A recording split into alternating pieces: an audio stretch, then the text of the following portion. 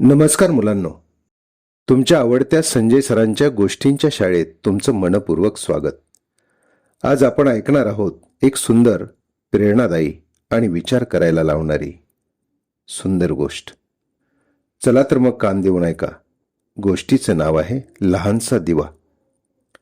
एका गावात दरवर्षी प्रकाश उत्सव साजरा केला जात असे.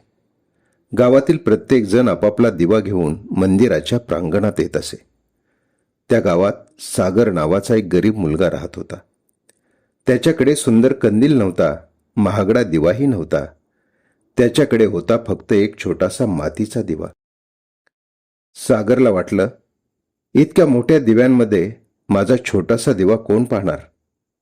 तो निराश होऊन घरी बसणार इतक्यात त्याच्या आजीने त्याचा हात धरला आणि म्हणाली, बाळा, अंधार घालवण्यासाठी दिवा मोठा असण्याची गरज नसते, तो पेटलेला असणं महत्वाचं असतं.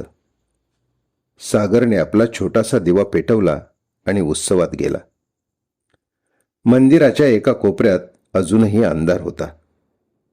सागरने तिथे आपला दिवा ठेवला. क्षणात तो मंदिराचा कोपरा उजळून निघाला. हे पाहून गावातील लोक म्हणाले, आपण मोठ्या दिव्यांच्या प्रकाशात रमलो होतो, पण या छोट्या दिव्याने जिथे गरज होती तिथे प्रकाश दिला.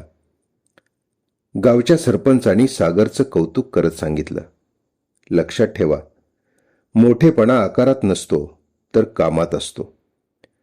त्या दिवसापासून गावात एक नवी प्रथा सुरू झाली. प्रत्येक जण आपल्या दिव्याबरोबर एखादं चांगलं काम करण्याचा संकल्प करू लागला. मुलांनो, आपणही एखाद्याला मदत केली, एखाद्याला हसवलं, एखाद्याला शिकवलं तर आपणही एका छोट्या दिव्यासारखेच आहोत. तात्पर्य, स्वतःकडे किती आहे यापेक्षा आपण इतरांसाठी किती उपयोगी पडतो हे अधिक महत्त्वाचं आहे. मुलांनो, गोष्टी संपतात, पण त्यातून मिळालेला विचार आयुष्यभर सोबत राहतो.